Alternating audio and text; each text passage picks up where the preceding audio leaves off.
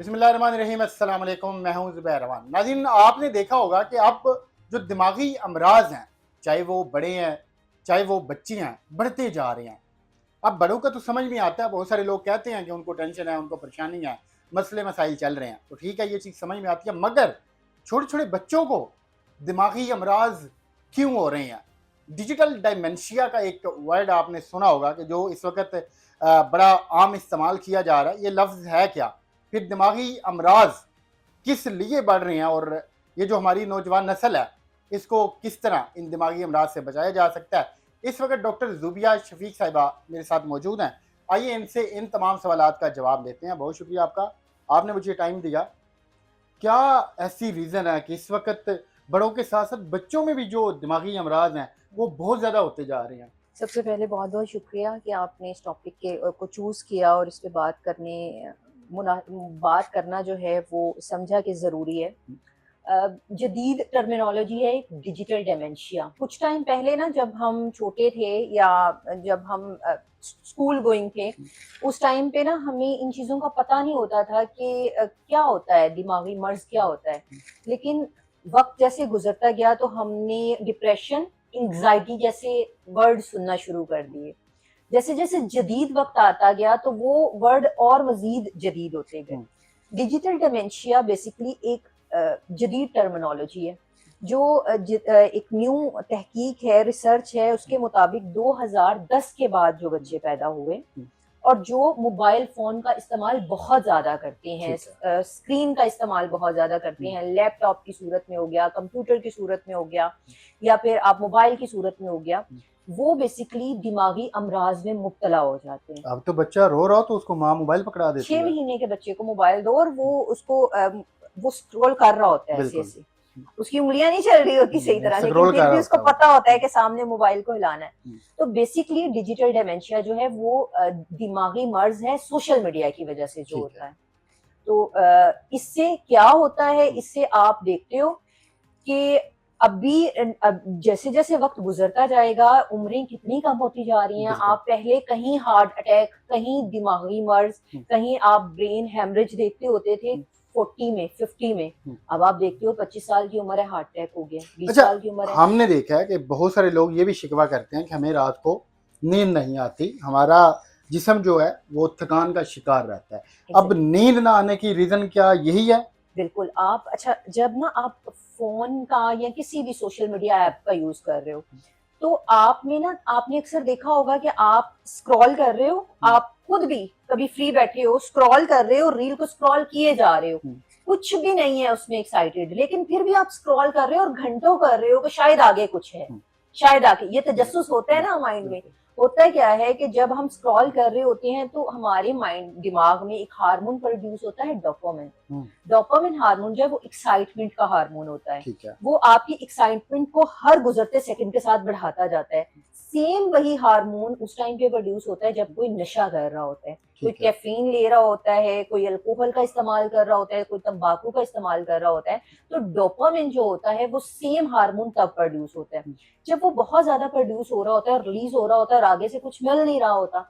एक टाइम पे जाके वो एक्साइटमेंट लेवल का भी तो एक टाइम होता है ना, बिल्कुल। उस पीक पे जाके जब वो वहां वो चीज नहीं होती ना, तो फिर डिसअपॉइंटमेंट की तरफ चीजें आती हैं। ठीक है। जब आप डिसअपॉइंटेड होते हो तो फिर एक हार्मोन प्रोड्यूस होता है कॉर्टिसोल। वो कॉर्टिसोल लेवल जब बढ़ जाता है तो डिप्रेशन, एंजाइटी, और जब डिप्रेशन, एंजाइटी और मेंटली तौर पे आप रिलैक्स नहीं होगे तो आपको नींद नहीं आएगी। अगर मैं ये कहूँ कि जो अब सुसाइड, खुदकुशी की मेन रीज़न है, तो वो क्या वो यही होगी?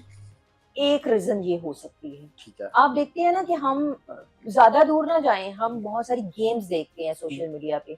उन गेम्स को जीतने का जो तजस्सुस होता है ना, जो एक्साइटमेंट होती है, वो इतनी ज्यादा होती है कि उस गेम की वजह से आप सोशल मीडिया पे लड़ाइयाँ देख रहे होते हो और वो लड़ाइयाँ घरों तक जाती हैं और ठीक फिर है। वो कत्लों तक चली जाती हैं, वो खुदकुशियों तक चली जाती हैं। तो बेसिक तो वही होता है ना कि एक आपने तो सिर्फ चिंगारी फेंकनी है ना, हवा और आग तो खुद ही उसने बिल्कुल। पकड़नी है ना। तो बेसिकली सोशल मीडिया जो है, मुझे लगता है कि जैसे हम कहते हैं कि हर चीज का फायदा भी है और नुकसान भी है, लेकिन जब हम एक पैदा होते हैं बच्चे को, 2 साल के बच्चे को, 3 साल के बच्चे को मोबाइल फोन दे देंगे और फिर उसके बाद उसको रोक टोक भी नहीं करेंगे, उसे बोलेंगे भी नहीं, तो उसको कुछ समझ नहीं होगी। अच्छा, कई बीमारियां ऐसी हैं जिनकी अलामत का हमें फौरन पता चल जाता है, अंदाजा हो जाता है, ठीक है।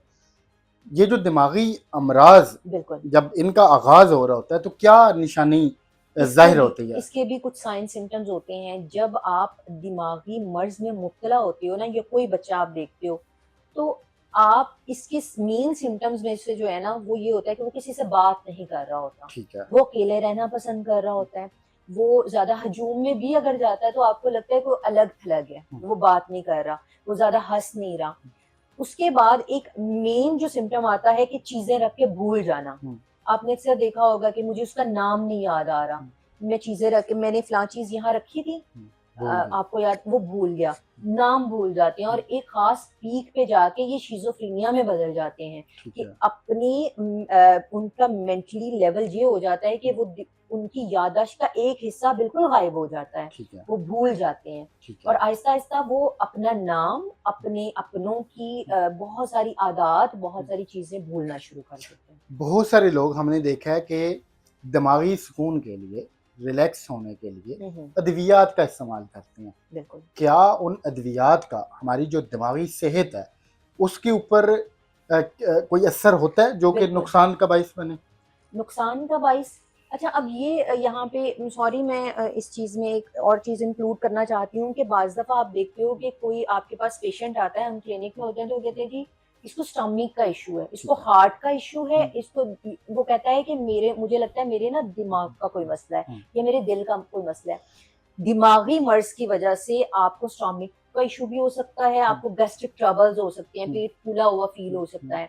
तो वो चीजें जो हैं वो ठीक नहीं है कि आप नींद की गोलियां लेनी शुरू कर दो, और ज्यादातर दी ही नींद की गोलियां जाती हैं। तो फिर इससे निकलने का या फिर इसका आसान हल क्या है? कुछ मेडिसिन यहाँ पे ऐसी होती हैं जो आपके, जैसे मैंने कहा, डोपामिन हार्मोन या कॉर्टिसोल को लेवल को जो है वो उसको एक लेवल पे लाने में मददगार साबित होती हैं।